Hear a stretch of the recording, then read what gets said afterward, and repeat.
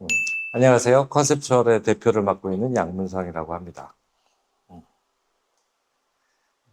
이번에 제가 말씀드릴 내용은 그동안 컨셉추얼에서 20여 년간 국내외 브랜드들을 대상으로 해서 글로벌 시장에서 어떻게 현지화에 성공할 수 있는지 진행했던 프로젝트들의 경험과 노하우를 바탕으로 해서 글로벌 브랜딩이라고 하는 책을 출판하게 되었는데요.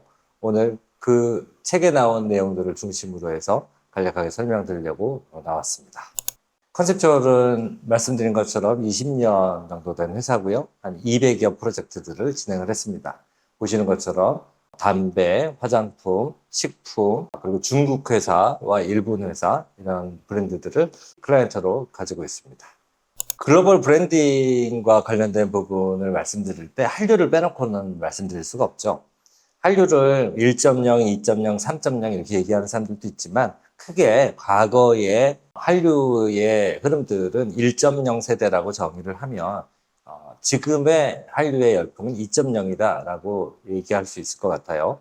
그거의 포인트는 과거의 K-팝과 관련된 부분으로 시작된 전 세계적인 열풍은 한국이라고 하는 나라에 대한 어떤 관심, 호기심, 호감 이런 것들을 쌓는데 굉장히 중요한 역할을 했죠. 과거의 케이팝 스타들은 사실은 만화를 찍고 나온 것 같은 얼굴들, 외모, 춤, 노래 이런 것들을 갖고 있죠. 아이돌은 약간 상징적인 존재와도 같았어요. 근데 최근에 코로나 시기를 거치면서 넷플릭스와 유튜브라고 하는 플랫폼을 통해서 한국의 드라마들이 전 세계에 송출되기 시작했습니다. 케이팝과 다르게 드라마라고 하는 것은 사람들의 일상의 되게 다양한 모습들, 회사 생활, 집에서의 어떤 것들, 친구들과 나누는 술자리, 연애하는 상황, 데이트하는 상황 같은 것들이 자연스럽게 다 노출되는 거죠. 그래서 이러한 것들을 통해서 전 세계 사람들이 갖게 된 거는 무대 위에 서 있는 되게 화려한 아이돌들의 모습이 아니라 나하고 비슷한 생활을 하고 있는 대한민국을 살아가는 사람들의 소시민들의 일상적인 삶의 모습을 그대로 보게 됐다라는 거죠. 그들이 돼지고기를 구워 먹으면서 불판을 구워 먹으면서 김치와 함께 구워 먹는다든지 쌈을 싸 먹는다든지 소주와 맥주를 섞어서 뭔가 재밌게 먹는 모습들이 되게 신기하고 되게 따라하고 싶어 하는 그런 모습을 연출했습니다. 그리고 그 안에서 보이는 일상적인 그 드라마에서 보이는 사람들의 모습은 사실은 굉장히 레트로한 이 화장들을 하고 있기 때문에 조명이나 이런 것들로 많이 보정이 되어 있긴 하겠지만 사람들이 볼 때는 굉장히 일상적인 모습을 할 때의 생활자로 보이기 때문에 얼굴에 잡티 하나도 없고 모공 하나 보이지 않는 깨끗한 피부를 가진 한국 여자들을 보면서 전 세계 사람들이 깜짝 놀랐죠. 남자고 여자고 피부도 깨끗하고 굉장히 동안처럼 보였거든요. 그래서 그들은 전 세계적인 사람들이 한국인들의 라이프 스타일, 일상, 어디서 무엇을 어떻게 먹는지 이런 것들에 관심을 갖기 시작했고 그러한 관심은 뷰티와 푸드로 전 세계의 열풍을 이끌어냈습니다. 과거의 한류는 사실 아시아, 한국이나 중국이나 일본, 동남아 일부에서 인기를 이렇게 끌었던 부분인데 지금은 서구권을 비롯한 거의 남미와 아프리카까지 영향력을 행사하고 있습니다. 이런 의미에서 전 세계적인 어떤 한국인들의 생활자로서의 소비하고 있는 다양한 소비재에 대한 시장 기회가 열렸다라고 하는 의미에서 제2의 한류다. 그래서 K-웨이브 2.0 이렇게 정의할 수 있습니다. 이런 K-웨이브 열풍은 실제 K-푸드가 지금은 124억 달러, K-뷰티가 114억 달러로 작년 기준으로 해서 보면 두 개가 전체 소비재 시장을 견인하고 있고요. 최근의 흐름을 보면 K-뷰티가 K-푸드를 앞설 수도 있다 이렇게 예측을 하는 경우가 많습니다. 제일 선두주자로 보여지는 K-뷰티의 소비도 과거와 지금은 이렇게 큰 변화를 갖고 있습니다. 사실 처음에 2010년대에 K-뷰티의 제품들은 마스크팩이나 이런 것들 1달러 마스크팩 시대라고 얘기하는데요. 되게 재미있는 내추럴의 자연 원료들을 가지고 마스크팩이라고 하는 것들을 만들어서 제안을 했다는 거죠. 이 당시에 미국이나 이런 시장을 가보면 거의 시장의 모든 편집샵이나 이런 곳에 산더미처럼 쌓아놓고 1달러에 하나씩 팔았습니다. 그때 미국 소비자들이 한국의 마스크팩이라고 하는 새로운 제품, 새로운 스킨케어 루틴을 경험하면서 되게 놀라운 효과를 경험하게 된 거죠. 이렇게 저렴한 가격에 이만한 효과라고 하는 건 일찍이 경험한 적이 없는 화장품이었거든요. 굉장히 싸고 재밌고 심지어 효과까지 가진 이런 한국 화장품에 대한 관심이 시작된 부분이었습니다. 근데 이러한 부분들이 실제 폭발적인 성장으로 이어진 건 사실 한국 소비자들은 10단계나 되는 스킨케어 루틴을 갖고 있다라고 하는 약간 과장된 판타지에서 더 확산이 시작이 됐다라고 보여집니다. 온라인 유통사에서 만들어낸 판타지였는데요. 오프라인 중심의 시장을 갖고 있는 서구권에서 온라인에서 한국 화장품을 편집해서 팔던 경우 이걸 어떻게 컨텐츠로 제안을 하면 새로운 소비를 만들어낼 수 있을까 이런 고민을 하다가 10단계의 스킨케어 루틴이라고 하는 놀라운 컨텐츠를 만들게 된 거죠. 이때 단계별로 하나씩의 아이템을 큐레이션해서 선정하면서 그때 코스알엑스, 네오젠, 메디힐 같은 브랜드들이 큰 성공을 거두게 됩니다. 지금 현재는 아마존에서 코리안이라고 하는 단어만 쳐도 선스크린, 클렌저, 토너, 세럼, 모이스처라이저 이렇게 자동화상으로 추천을 해줍니다. 그만큼 많은 사람들이 찾고 있다는 얘기죠. 특정 나라의 이름을 쳤는데 이렇게 화장품 제품들이 튀어나오는 건 거의 한국이 유일한 사례라고 볼 수 있습니다. 근데 지금 보시면 한국의 브랜드, K뷰티 브랜드라고 하는 부분 중에 좀 낯선 이름이 보일 텐데요. 에르보리앙 첫 번째로 보이는 글로우 레시피, 피치앤릴리 이런 브랜드들은 한국 기업이 아닙니다. 에르보리아는 글로벌 브랜드 로레알이 만든 BBCC 브랜드고요. 유럽 시장에서 1등을 하고 있는 CC 크림입니다. 한국의 연구원하고 만들었고 주 원료는 한방의 원료들, 인삼 같은 재료들이 들어가 있습니다. 되게 스킨케어 효과가 있는 CC 크림이라고 하는 의미에서 혹은 병풀이라고 하는 제품도 저기에 원료로 들어가서 진정 효과도 있고 그리고 이렇게 피부에 좀 도움이 될 것 같은 성분이 들어간 한국의 원료들로 만든 제품을 사실은 이제 K뷰티의 코드인 거죠. K뷰티의 코드를 활용해서 로레알이 만든 제품입니다. 그 제품이 한국의 BBCC 제품을 누르고 1등을 하고 있는 것이죠.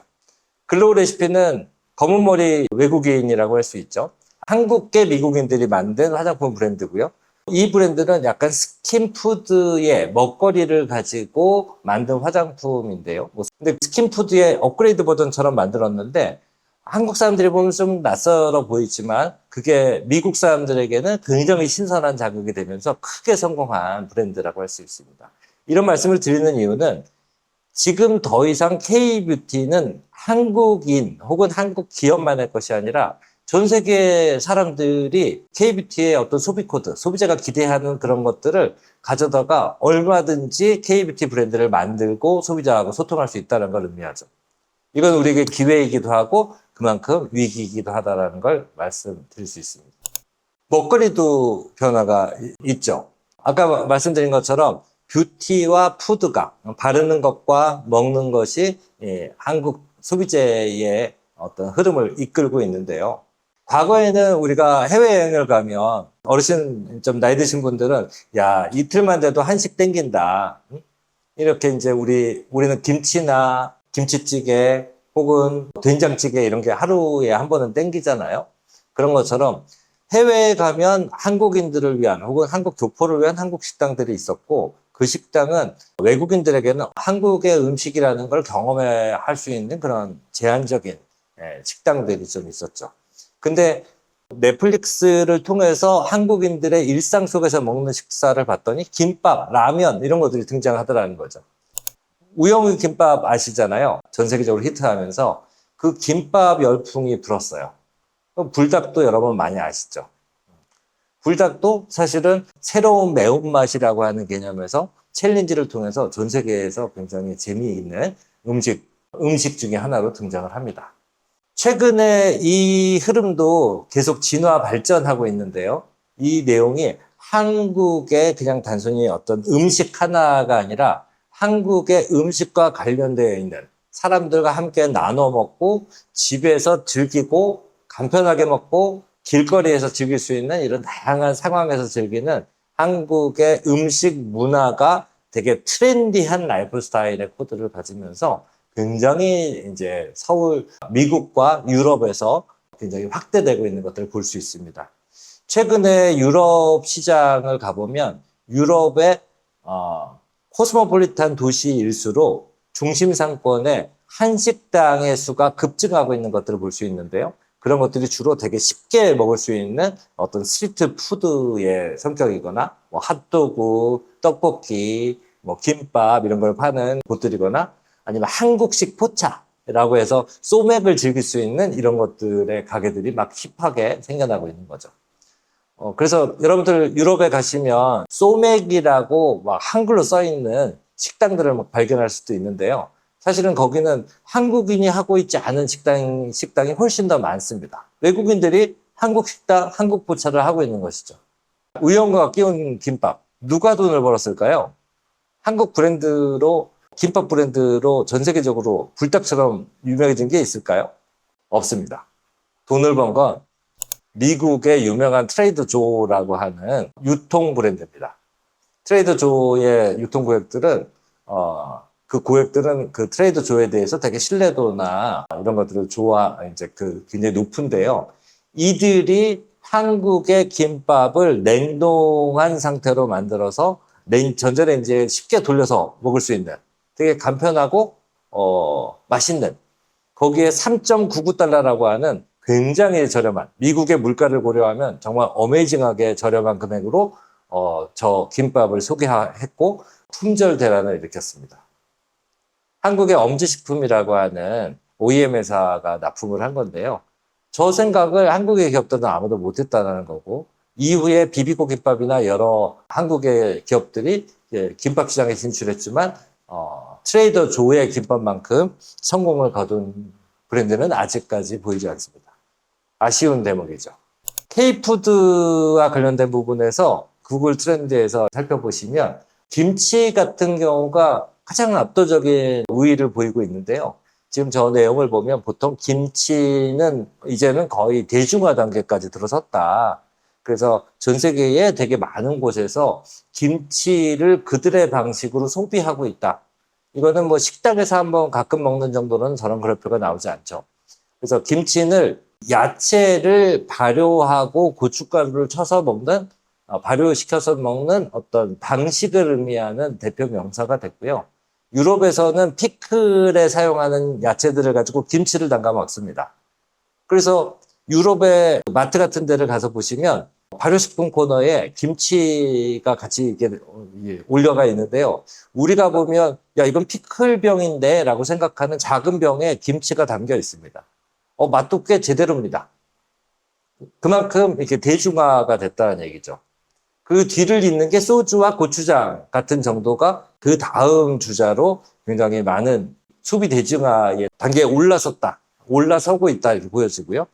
만두와 비빔밥, 불고기, 잡채, 떡볶이 이런 것들은 아직까지는 대중화되지 않았다라고 보여집니다.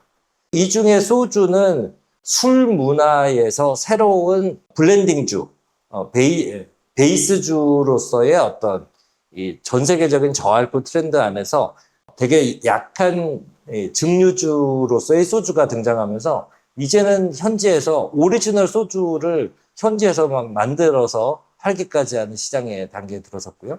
고추장은 매운맛 소스, 핫소스 시장의 새로운 강자로 이제 성장하고 있는데요.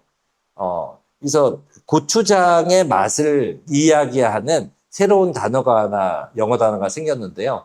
그게 스윗하다와 스파이시를 합쳐서 스와이시라고 하는 단어가 생겼습니다. 스와이시는 그래서 고추장 맛을 의미하고요. 그런 것들이 미국의 유명한 레이스 감자칩에도 그런 스와이시 맛이라고 해서 고추장 맛 이런 것들이 등장하고 굉장히 인기리에 판매가 될 정도로 이제 고추장은 새로운 매운맛의 세계 중에 세계를 의미하는 달콤하고 매콤한 새로운 세계를 제안하고 있습니다. 자, 한국 기업들에게 보통 글로벌 브랜딩이라고 하면 다 처음 떠오르는 브랜드가 뭐 있을까요? 나이키, 멋있죠? 나이키, Just Do It, 애플, Think Different, 스타벅스, 맥도날드 이런 것처럼 이런 브랜드를 먼저 떠올리는 것 같아요. 뭐 벤츠, BMW도 마찬가지죠. 근데 우리가 가진 브랜드를 글로벌 브랜딩을 하려고 합니다. 라고 할 때 저희 쪽에 자꾸 요청하시는 내용이 전 세계를 대상으로 통일감 있게 전개하는 게 글로벌 브랜딩이라고 생각하니까 하나의 아이덴티티와 하나의 메시지를 만들어 주세요 라고 요청을 하는 경우가 많습니다. 근데 정작 나이키, 애플, 스타벅스, 맥도날드만큼의 전 세계 커버리지를 갖고 있는 브랜드는 아직 없고요. 그만한 예산을 투자하기도 쉽지 않지만 심지어 이 유명한 맥도날드, 스타벅스도 전 세계에서 다른 현지화에 맞는 글로벌로 동일한 액션을 하고 있지 않고 현지에 맞는 전략을 각각 펼치고 있다는 걸 사람들이 많이 놓치고 있는 것 같습니다. 일례로 글로벌 브랜딩의 상징 같은 대표주자 같은 맥도날드도 우리는 저렇게 빨간색과 노란색의 조합이 된 맥도날드의 로고를 기억하겠죠. 근데 유럽은 영국과 프랑스에 시작해서 지금은 전 유럽의 대부분의 유럽에 저런 녹색 베이스의 노란색 맥도날드 마크를 씁니다. 프랑스에서 심지어는 프랑스 사람들을 위한 바게트와 프랑스의 야채로 만든 바게트 버거를 선보이기도 했었죠. 이런 우리가 글로벌이라고 생각하는 이 브랜드들조차도 이미 현지화 전략을 다 펼치고 있습니다. 그러면 한국 기업들의 성공한 브랜드들의 글로벌 성공 방정식은 뭘까요? 실제 말로는 우리가 뭐 일견 생각하면 아까 맥도날드, 스타벅스 이런 브랜드 같은 글로벌 브랜딩을 하겠다라고 얘기하지만 실제로는 메디큐브, 뷰티 오브 조선, 불닭볶음면처럼 이들의 성공 방정식이라고 생각하는 가성비, 속도, 바이럴 이 세 가지가 성공의 키다 이렇게 생각하고 선발주자의 우위를 가졌던 저 브랜드들의 성공 방정식을 그대로 답습하는 경향이 현재 한국 기업들이 추구하고 있는 글로벌 브랜딩의 현실입니다. 근데 이 브랜드들이 그도 그럴 게 이 브랜드들이 과거에 아모레퍼시픽이나 LG생건을 압도적으로 뛰어넘는 성과를 주식시장의 성과를 보이고 있거든요. APR은 지금도 끝을 모르게 성장을 하고 있어서 진짜 이들을 쫓아가는 게 뭐 성공할 수 있는 비결처럼 느껴지기도 하죠. 근데 실제로 이 선발주자들은 과거의 그 성공 방식에 머무르지 않고 이제는 브랜딩에 투자를 하고 있습니다. 조선미녀도 유럽 전체에 태기구라고 하는 되게 유명한 셀럽을 모델로 쓰면서 오프라인 비즈니스로 확장해서 실제 현지 소비자들의 일상에 침투하기 위한 어떤 브랜딩 활동들 이런 것들을 전개하고 있습니다. 글로벌 브랜딩 우리가 어떻게 다시 정의를 하면 좋을까요? 글로벌 브랜딩은 로컬라이제이션의 총합입니다. 현지화가 없는 글로벌 브랜딩은 존재하지 않습니다.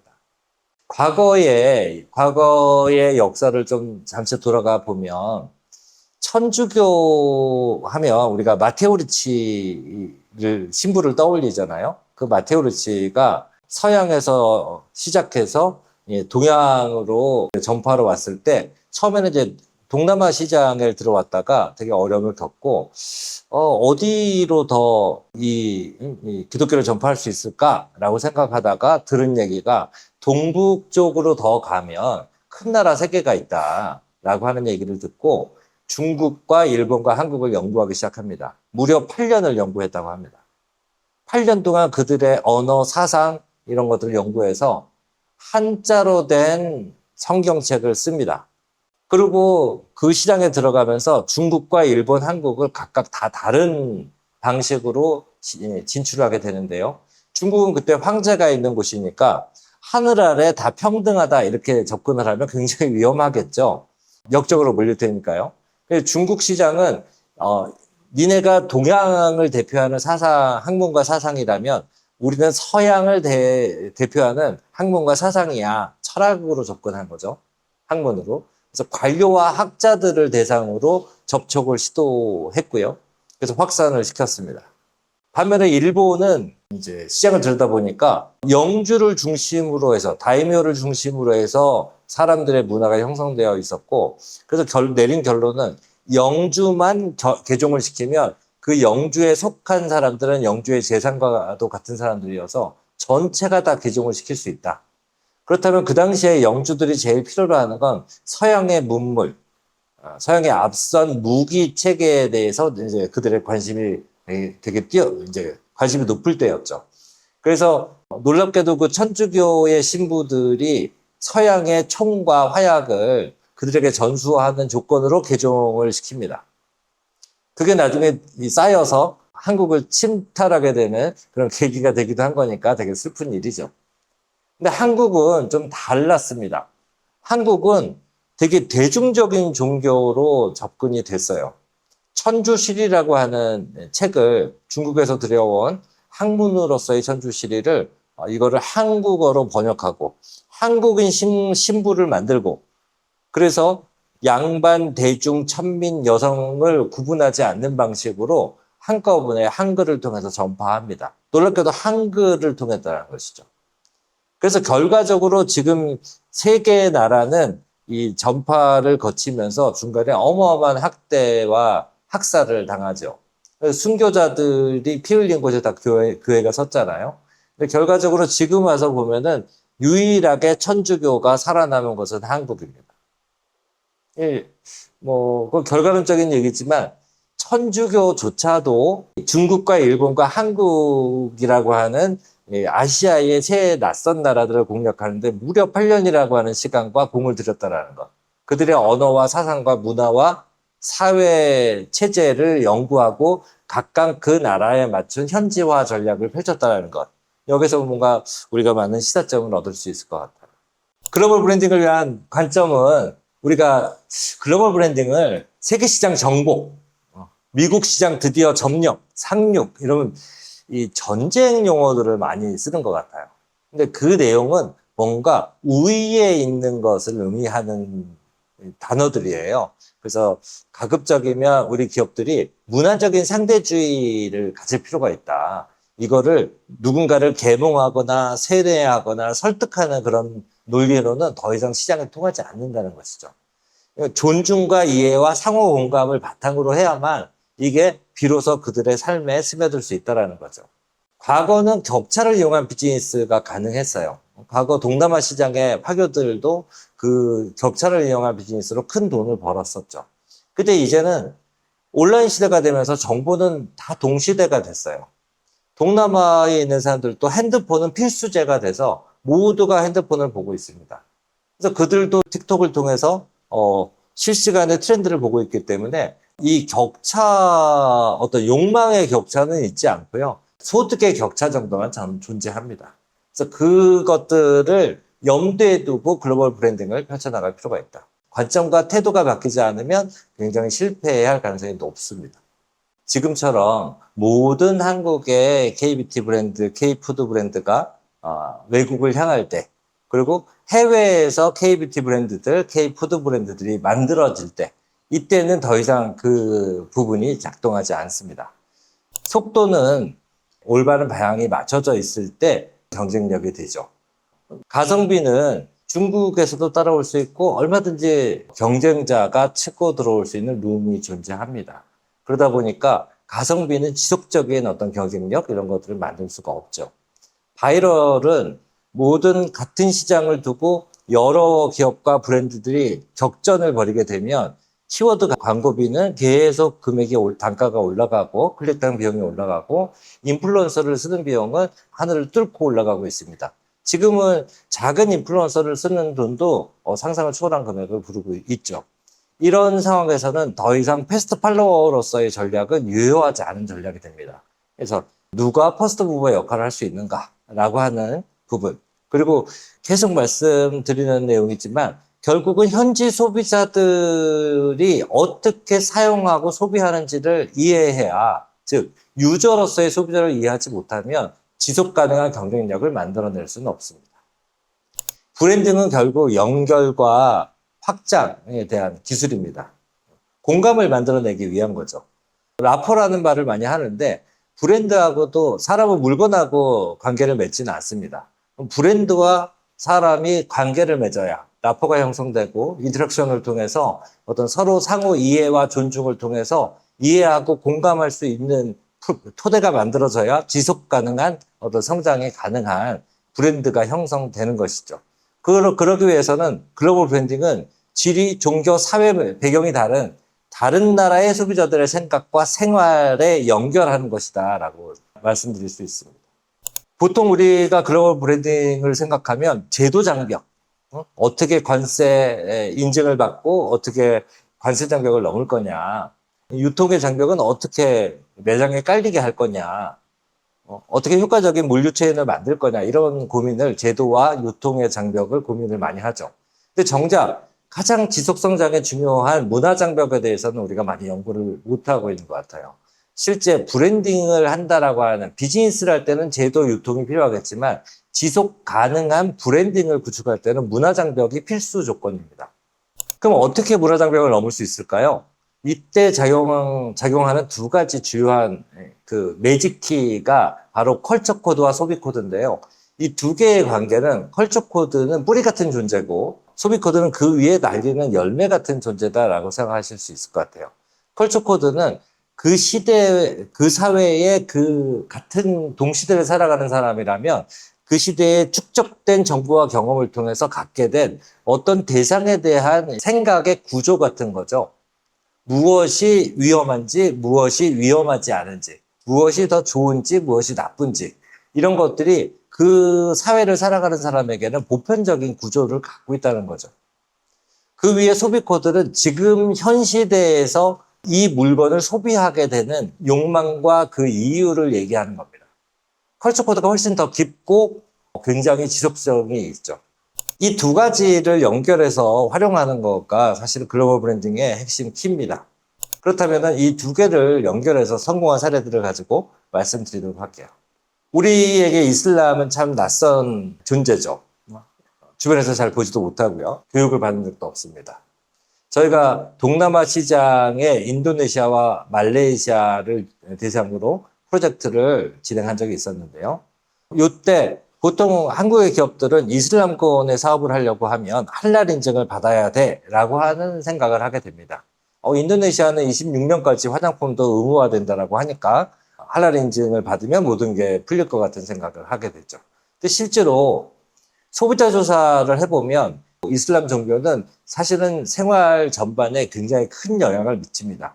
특히 화장과 먹는 것, 이 뷰티와 푸드 영역에서는 큰 영향을 미치고 있죠. 무슬림이라면 하루에 5번 기도를 해야 되는데요.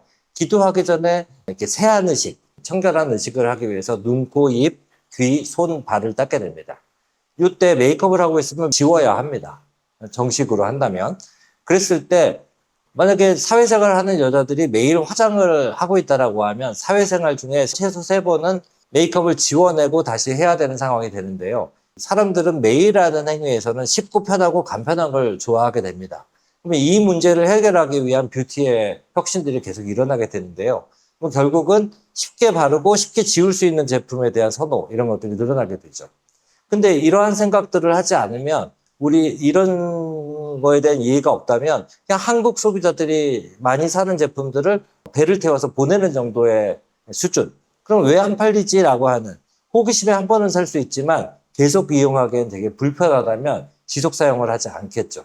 담배 시장에 대한 조사를 할 때도 이런 인도네시아의 사람들이 갖고 있는 어떤 이슬람이라든지 향신료와 관련된 것들, 단맛에 대한 어떤 그 욕망, 이런 것들, 그리고 모여서 수다 떠는, 술 없이 수다 떠는 그들의 문화, 이런 것들이 굉장히 한국 사람들과는 다른 어떤 문화적인 배경을 갖고 있었죠. 이런 컬처 코드를 발견해서, 이슬람 사회에서는 술이 금기거든요. 사람들이 모여서 이야기하고 수다 떨 때에 유일한 매개체가 되는 건 담배였고요. 그랬을 때 이 담배를 계속 대화를 하면서 줄담배를 피우는 상황이 연출이 됩니다. 그럼 줄담배를 피우면 여러분들 흡연해 보신 분들은 알겠지만 목이 아픕니다. 근데 이 목이 아파서 한국의 담배나 수입 담배는 계속 피울 수가 없는 겁니다. 그러다 보니 인도네시아 시장은 크레텍이라고 하는 한방의 정향이라고 하는 파한 맛을 내는 재료가 있습니다. 그 재료를 담배에 넣은 크레텍 담배라고 하는 독특한 담배가 있는데요. 이 크레텍 담배가 이 시장에서 90% 이상의 시장을 절대 다수를 차지하는 시장이라는 것이죠. 이전에 3년 넘게 KTNG가 인도네시아 시장에서 열심히 해보려고 했지만 어려움을 겪었던 부분은 이러한 기본적인 그들의 컬처 코드를 베이스로 한 흡연 문화를 전혀 이해하지 못했기 때문이고요. 그래서 크레텍 담배 시장이라고 하는 그 사회적인 룰, 컬처 코드를 접목하고 그를 기본으로 받아들이고 그 위에 KTNG만의 기술력이 있는 얇은 초슬림 담배 에세, 그리고 그 얇은 담배에 작은 캡슐을 넣어서 새로운 맛을 터뜨려서 피울 수 있게 되는 그 기술이 KTNG의 굉장히 독특한 기술인데요. 그 기술을 정향담배, 그 크레텍 담배에 적용해서 크게 성공한 사례입니다.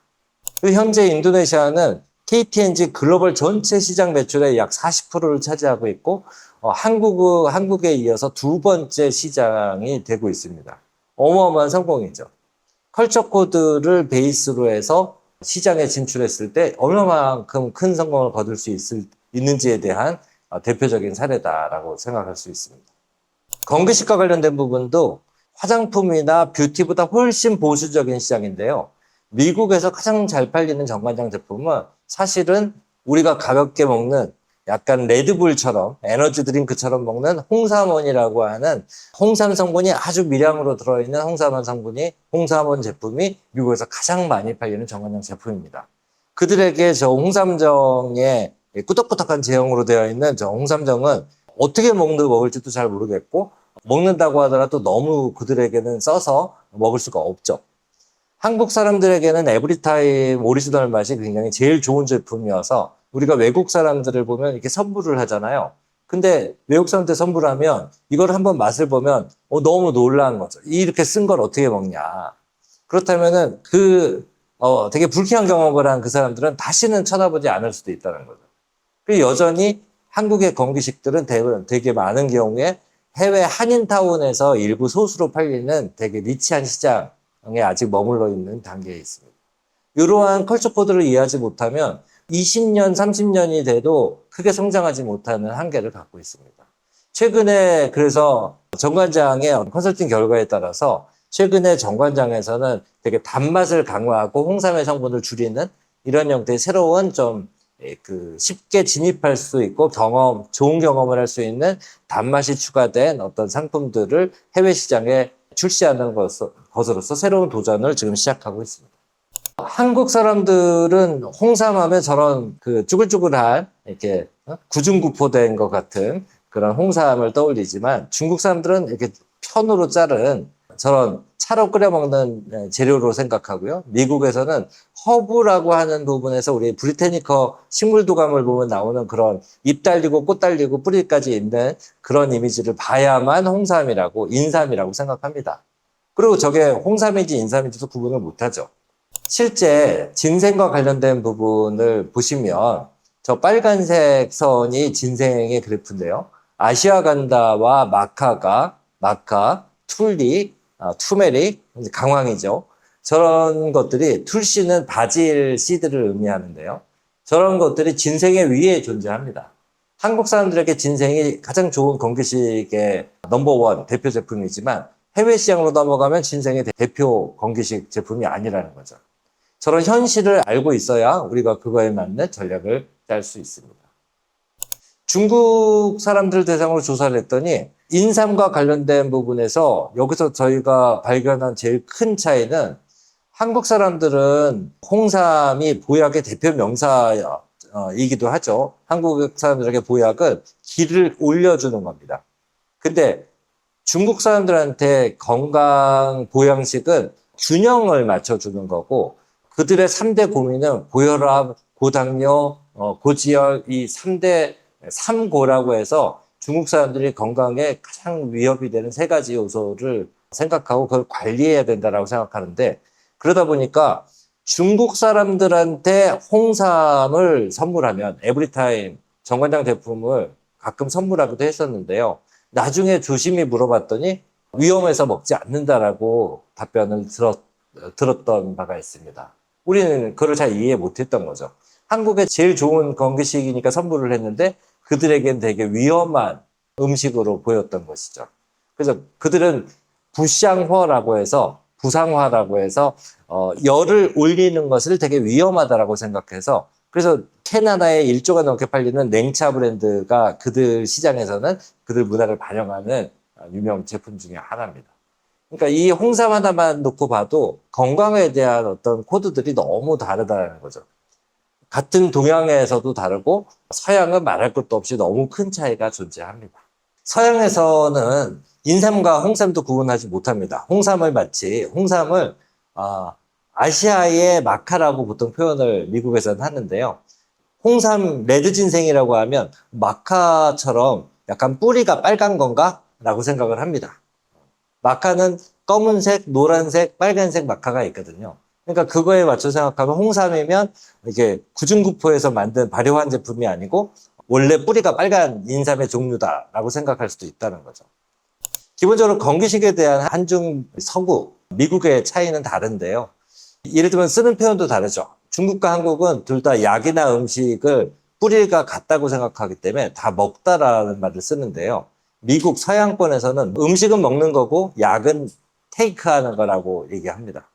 중국은 레귤레이팅, 그러니까 기를 너무 올라가도 나쁘고 내려가도 나쁜 관리를 해야 되는 거라고 생각하고 한국은 올리는 거가 중요하죠. 부스팅 해주는 거. 근데 미국은 사람 몸을 기계처럼 생각하기 때문에 건기식을 연료 혹은 윤활유 이렇게 생각합니다. 그러니까 차징이라고 표현하고 에너지 레벨 이렇게 표현을 합니다. 이 건기식에 대한 이 차이를 이해하지 못하면 굉장히 막대한 커뮤니케이션에 비효율이 생기거나 혹은 굉장히 정반대의 커뮤니케이션을 하게 되는 돈을 써서 굉장히 위험하게 보이거나 잘못된 커뮤니케이션을 하는 오류를 범하기도 하게 되는 거죠. 때때로 한국의 스킨케어는 잘 됐는데 메이크업은 왜 안 됩니까? 라는 질문을 받는데요. 그 이유는 메이크업은 얼굴의 피부색과 직결됩니다. 스킨케어는 피부에 흡수되는 거니까 사실 피부색의 인종의 차이에 큰 영향을 미치지 않는데요. 메이크업의 경우는 색깔을 내는 것이기 때문에 이 바탕이 되는 피부의 색깔이 굉장히 큰 영향을 미칩니다. 심지어 미국에서 메이크업 브랜드를 하려고 하면 최소 40개 색 이상의 컬러, 보통 쉐이드라고 하는데요. 컬러 버라이어티를 갖추지 않으면 잘못하면 인종차별주의자로 낙인 찍힐 수도 있죠. 과거에 한국의 메이크업 브랜드들이 17호, 21호, 23호 이렇게 3개 정도의 색깔, 그냥 한국인의 피부 정도에 맞는 3가지 색깔로 들고 나갔다가 엄청 욕을 먹기도 한 사례가 저런 문화적인 차이 때문에 존재합니다. 그래서 에이지 트윈스를 저희가 컨설팅하면서 미국 시장에서는 저렇게 어두운 컬러와 다른 인종을 위한 컬러들을 추가해 주세요 라고 이제 제안을 드렸었고, 그러한 것 모델도 한국 여성만이 아닌 다양한 인종을 이제 적용을 해주세요 라고 제안을 했습니다. 아직까지 기술이 따라주지 못해서 흑인 분들을 위한 어떤 컬러까지는 아직 확장이 되지 못했고, 그런 상태에서 히스패닉류의 분들까지는 커버가 가능한 제품들을 출시함으로써 그것만으로도 굉장히 큰 매출의 증대를 가져왔었습니다. 왜냐하면 한국 쿠션이 유명한데 이 피부색과 맞지 않아서 쓰지 못하고 있던 해외 소비자들이 많았었거든요. 그래서 지금 자신감을 갖고 계속 색깔을 확장을 하고 있습니다. 근데 이런 상황에 구다이 글로벌이 갖고 있는 티르티리라고 하는 브랜드가 사고를 하나 쳤는데요. 좋은 의미의 사고죠. 무려 한국 쿠션으로는, 한국 기업으로는 처음으로 무려 40개의 컬러를 가지고 미국 시장에 진출합니다. 미국 소비자들한테는 한 번도 들어보지 못한 브랜드인데 바로 아마존 넘버1을 찍습니다. 왜냐하면 그만큼 대기 수요가 많았었거든요. 야, 드디어 한국 쿠션인데 내가 쓸 수 있는 컬러도 있는 것 같아 라고 해서 굉장히 큰 반향을 일으켰고, 어떤 흑인 인플루언서와 이게 인터랙션이 일어나면서 드디어 내 피부에도 맞는 게 생겼어 라는 내용이 어마어마한 자발적 바이럴을 타면서 어마어마한 성공을 거두게 되는 것이죠. 근데 현실적인 한계는 있습니다. 그 쿠션 제품을 쓰는 사회적 상황에 좀 다른 부분도 있지만 저 색깔의 베리에이션을 보면 4개 인종에 대한 밸런스, 균형 이런 것들이 맞춰져야지 제대로 된 어떤 색의 베리에이션이라고 할 수 있는데요. 저 색깔조차도 아직 흑인들이나 아직 히스패닉 분들에게는 충분한 세계 선택폭이 상대적으로 적게 느껴지기 때문에 아직까지는 지속적인 부분의 성장은 한계가 좀 있었던 것 같습니다. 이런 것처럼 지속 가능한 K 브랜드가 되려면 어떻게 해야 되냐. 가성비, 속도, 바이럴만으로는 안 된다고 말씀드렸잖아요. 이제는 정말 K 컬처라고 하는 그 문화적인 의미와 함께 그 위에 브랜드, 현지화, 상호작용. 이 세 가지가 있어야 브랜드로 정착할 수 있다. 이렇게 말씀드릴 수 있습니다. 더 많은 내용을 보시려고 하면 책에 되게 구체적인 사례들이 들어있고요. 마치 이제는 말할 수 있다라고 하는 과거의 보안 때문에 컨설팅 결과물이기 때문에 바로 말씀드리지 못했던 많은 내용들을 이제는 말할 수 있다라는 의미에서 이 책에 구체적인 실행했던 내용과 어떻게 컬처 코드와 소비 코드를 추출했는지, 그럼 어떻게 또 현지화 작업을 성공적으로 이끌어냈는지에 대한 내용은 책에서 살펴보실 수 있습니다. 감사합니다.